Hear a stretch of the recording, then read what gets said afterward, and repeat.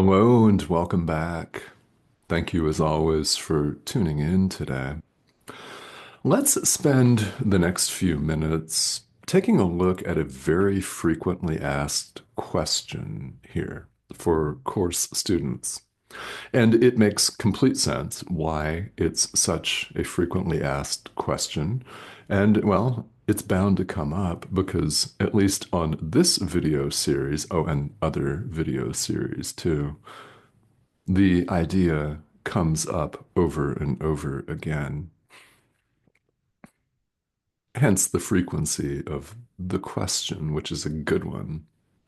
So when this pixelated image on your screen, which is all you're looking at right now, says that we have one choice only, one only in the present moment, know that it's not this collection of sounds that is called Reverend Tomas Garza that's saying it.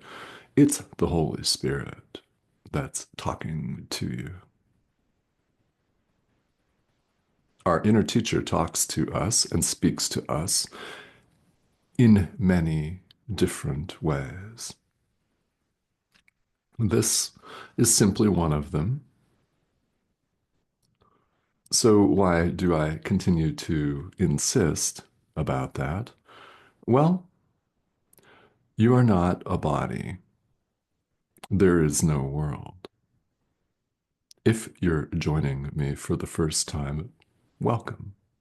You have always known there is way more to our experience than just the needs of the physical body. Showing up, doing life, eating, sleeping, and drinking water, going off to work, checking our email and stuff. There's a lot more to it than that, which you've always known. Yeah, yes to that, just yes. You're quite right. There's way more to it than just that. And it's this deep inner knowing, whether we were consciously aware of it at the time, or dimly aware of it, or blatantly right flash of light, spot on aware, doesn't really make any difference how you arrived here. There are no accidents, and there is no such thing as coincidence at all. You're here for a reason. You have listened to the call of our inner teacher, the Holy Spirit, Jesus, call it whatever you want to call it. You've listened to the call of our inner teacher, and you have responded. You've heard the call to awaken, and you have not only listened to it, but you have replied to it more than once, or you would not be here. This course does not mess around. You deserve nothing less than, well, what we're about to cover here. We've all been indoctrinated. I mean, really, that word can have a decidedly negative connotation in our lives. So, really, it's conditioning. You could call it indoctrination because we've been conditioned from a very young age through absolutely no fault of our own by our school systems, by the societies that we live in, by our parents, by our extended families, by the mass media that we gobble up every day. There are many apparently outside influences that shape how we think of ourselves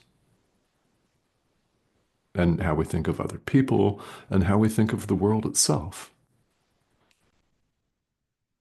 I mean, and there's really nothing we can do about that conditioning. It happens, and we think that we're individual human beings.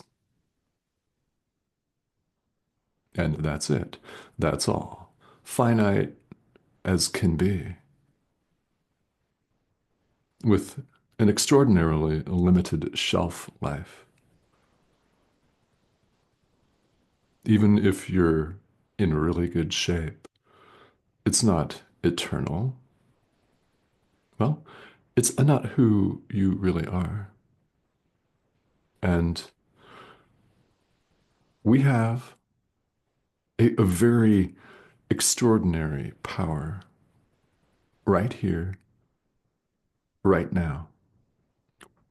When else? To choose.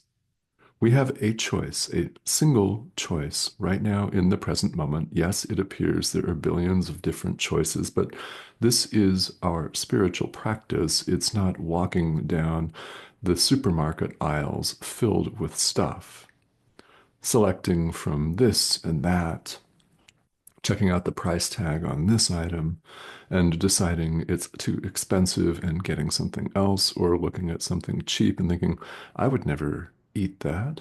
I'm getting the expensive item. That's not what we're talking about here.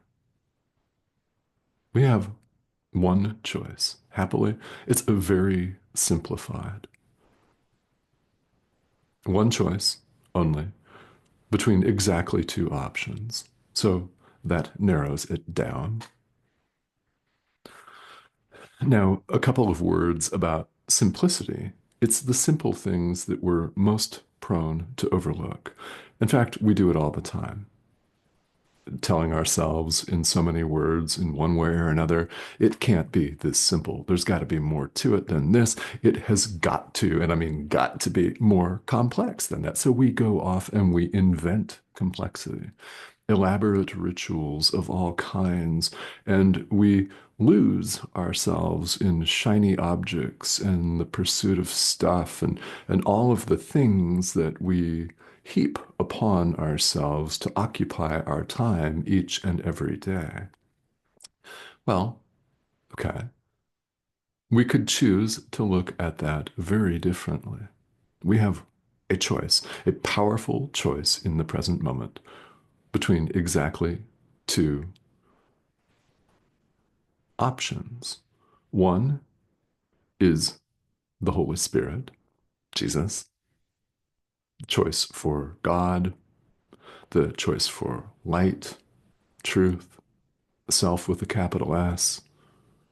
The other is the ego, continued belief in separation, in our parsed off, cut off, split off individual identities, in darkness, in fear.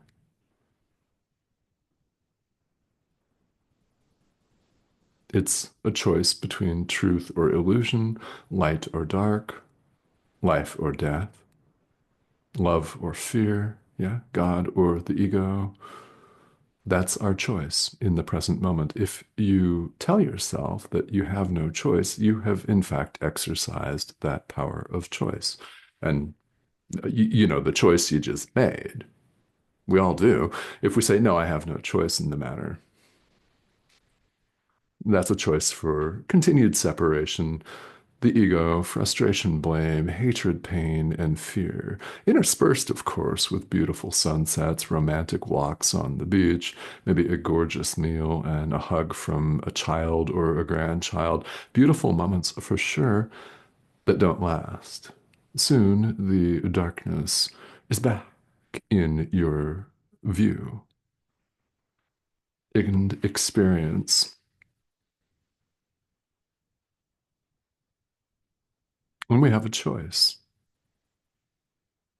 Now, a motif, a really interesting visual that I want to talk about in the hopes that this may help with your understanding and may help with your, much more importantly than simply understanding it, your desire to put it into practice and your motivation to do just that, because that's where the action is. We could see our entire experience as a movie, a film, a big giant film playing out right in front of us. And we can, for the sake of our learning purposes, envision ourselves in a dark movie theater. Maybe we're on a date, huh? No, could happen, right? Maybe we're with our spouse or our partner or our kids if we have kids, or by ourselves or with a group of people. Doesn't really matter. It doesn't really matter if you've got a bag of popcorn, salty and buttered popcorn with the movie butter that somehow tastes very differently, by the way, than real butter. Yeah, it is so addictive somehow. I mean, maybe you're doing that, or maybe you're not. Maybe you've got something to drink. Maybe you took a flask in with you and you're taking little sips from that. I don't know, right? Doesn't matter. You're sitting in a dark movie theater watching a film play out on the screen in front of you.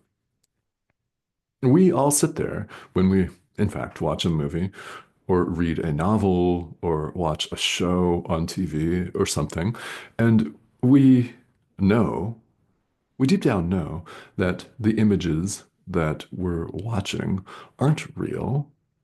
They're projected images on a screen like this. Tu peux entendre? Yeah. Yes. We're watching a movie, and the images that we see are not real. Yet we watch this film and we invest the moving pictures on the screen constantly shifting and changing, particles of light and pixels and all that stuff, we invest them with concrete reality and we become engrossed in the drama. And we tell ourselves the more conflict that appears to play out on this screen of life, the better. Wow, that's a really well written script right there. Loads of plot twists and conflict. And this character over here, boy, what a mess. And we watch it all play out. So the images that race across the screen are not real, yet we invest them with reality and we're sucked in. Here's the choice. We can choose who we watch this movie with, and it matters a lot. This is the choice that we've been talking about, not just on this video in the last few minutes, but pretty much every day, because it's really important that we recognize that we have this choice. This is the choice between the Holy Spirit and the ego, light or dark. We could choose who we watch this movie with. Why can we choose that? The Holy Spirit is not outside of us, it's part of our mind. We could choose it.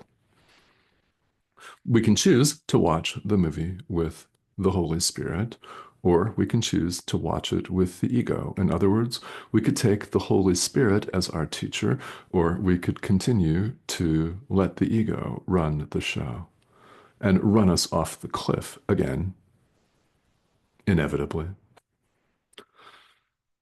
We have this choice.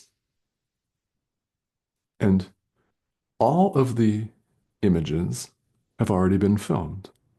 This is something that can be quite mind-blowing at first, or even well into the process, as the case may be, right? But all of the scenes have already been filmed, including all of the alternative takes.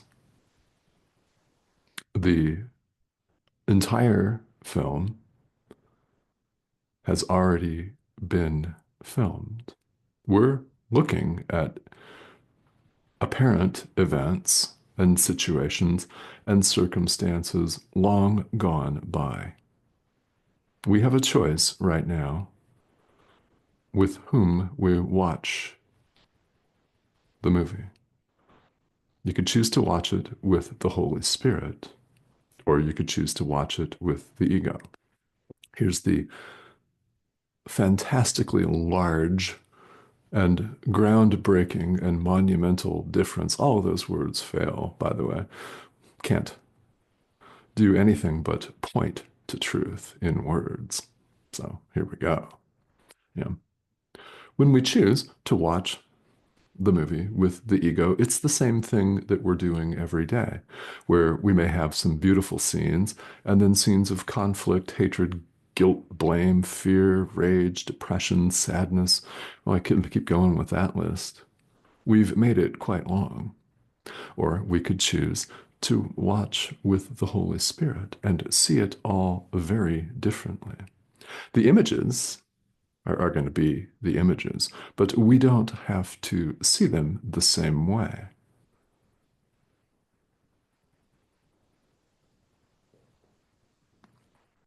Another way that you could look at this is the projector house up above all of the seats where people are sitting there with a flask, maybe, or just daydreaming, watching the movie, eating popcorn.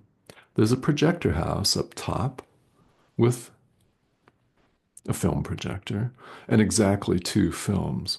One is in the projector right now, playing the ego's script, and the other with the script of the Holy Spirit, all of the scenes pre-filmed, of course, with the Holy Spirit, are up there in the projector house. And guess who has the ability right here, right now, when else, to stand up, walk up to the projector house, and put in the other film. And also, as there are in movie theaters, clearly marked exits on either side with big red lights that say exit, sortie, salida, stuff like that. Guess who has the choice to get up and walk out? Hmm. So, why does it matter who we watch this drama with? This course is a course in mind training. It's about changing our mind and changing the way that we look at everything. It's changing the way we look at ourselves, for sure. It's changing how we look at other people, and it's changing how we look at the world itself. Or shall we say, what only appear to be other people, and only appears to be the world, this wobbling, spinning ball of rock with a molten core hurtling through space doing laps or something, wobbling and spinning at a high rate of speed, something like that.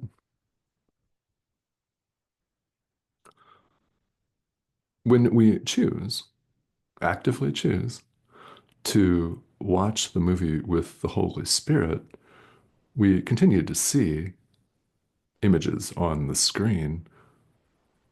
And if there's a scene coming up where there is an argument, we're going to see that argument. But we don't have to see it with the ego's lens of you're doing this to me. This is personal, and I'm gonna get ya. No, we don't have to see it that way. We could see it with the Holy Spirit instead, through the eyes of love, through the eyes of true forgiveness. And when we choose to watch the movie with the Holy Spirit, we don't experience the same scene the same way. Through our practice, our moment to moment practice of true forgiveness, we begin to see things differently. We're allowing the Holy Spirit to guide us, to look with us and for us because it's part of our mind. And we begin to realize that we're not seeing things the same way. The more we forgive, the more we begin to realize this. Now, something very powerful is going on behind the scenes, so to speak, in our own unconscious mind. Every time we forgive, that represents a forgiveness lesson that we've learned that is not going to be necessary in the future as we appear to experience time here and what we've decided is a linear fashion. Was that even mean? There is no such thing as time. In fact, in truth, it's eternity is eternity. It's outside of space and time. Those concepts actually have no meaning in eternity. But here, while we think we're human beings running around, we can allow the Holy Spirit to use them for us by electing through our own free will, which no one can take away, by the way, to watch the movie with him instead of with the ego. Hmm.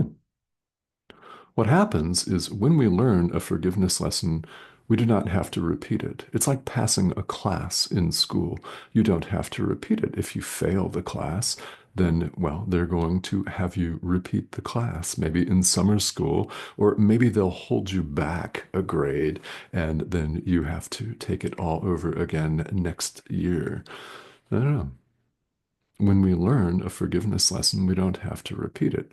What does this mean? It means what were going to be future painful scenes are eliminated from the script, sliced out by the Holy Spirit.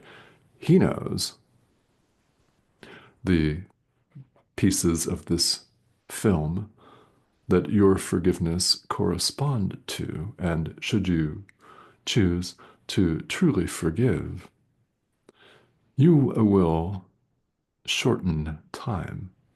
Lessons that you learn right now don't have to be repeated. Now, as we go along, we find we have forgiveness lessons everywhere we turn, because in fact, anything that is not 100% truly and wholly and completely joyous is, in fact, an opportunity for forgiveness. It just is. And the more we recognize that, the more we can do it. What happens right now in the present moment is we don't see things the same. We see, first of all, our opportunities for forgiveness, which renders us a lot more able to take them. I mean, and give yourself some grace too, because the phrase that we use here in the world, you don't know what you don't know, is very, very appropriate here. If you're not aware of forgiveness opportunities, you cannot possibly expect yourself to be able to take them. So we practice becoming aware of them. This is why meditation and mindfulness practices are such a thing in world spirituality. For this reason, because the present moment is what we've got, the future is not here, of course, obvious, yeah. The past is gone, again, completely obvious, yet we don't live our lives as though that's the case. We spend almost all of our time doting on the past or obsessing over the future, and we miss the present moment entirely. So this applies to all different aspects of our experience, all of it. It's why it's a thing in yoga. It's why it's a thing in Buddhism and Eastern philosophies. It's why it's a thing right here in A Course in Miracles. All of these workbook lessons, these ideas and practice periods are in fact meditation practices. Now, you don't have to call them that, but it's what it is. It's training our mind. The more we're aware, the better. The more we can choose to see the movie with the Holy Spirit and awaken from it and eventually find ourselves headed toward the door and walking out of it. When we do, we realize, and we realize it along the way, that this never happened. It was all an assemblage of images on a screen, illusory. The separation never occurred. Now, what do I mean by that? I mean this perceived separation from God. You're not separate from God. You've always known that, by the way. I insist you don't have to agree. You can choose to disagree as much as you want for as long as you like, including the rest of this lifetime, if you want to. It's up to you. We've always known. That's what has us on the spiritual path in the first place. Why else would you even be interested in this? Out of all the content that's out there on the internet, and much less on this one channel, which is huge. I mean, YouTube is huge.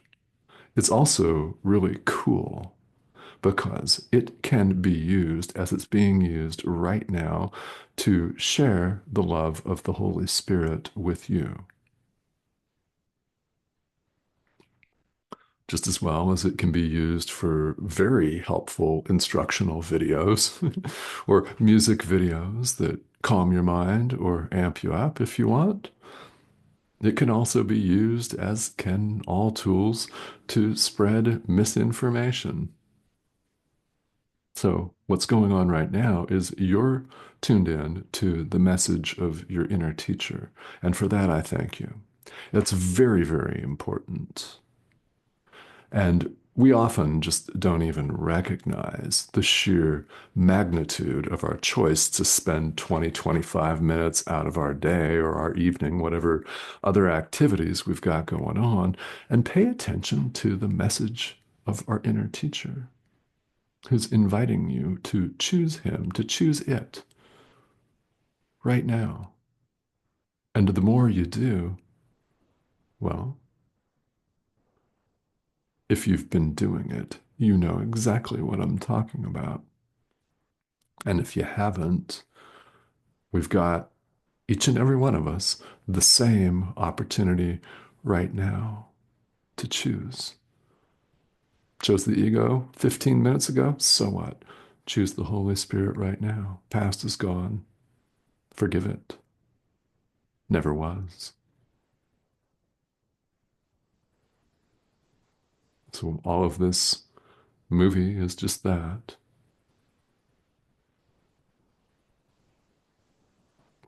a collection of images projected by the mind. We can choose to watch with the Holy Spirit. So I hope that these last few minutes have been of some help to you. This is a very excellent question. It's an excellent question. What do we mean by this choice? Well, that's just one explanation. And to the extent that you have any questions about this topic or any topic related to your spirituality or A Course in Miracles in particular, please go ahead and ask them here. My aim here is to create a vibrant community here, and this discussion board is an excellent place to bring questions if you have them. Now, it is a growing international community, and for that, I thank you. Thank you to all of you who have viewed these videos before, and if this is the first time, welcome. The subscription button's right here. That icon that's been in the corner of your screen over there is what you click to subscribe and join us. So I'd love to have you do that. Please go ahead and do that if you haven't already. Thank you to those of you who recently have. There have been a number of you. And several videos pop up here each week on this screen of life. And the Holy Spirit invites you to tune in again for the next one. Okay? So thank you for joining me. Talk to all of you very soon.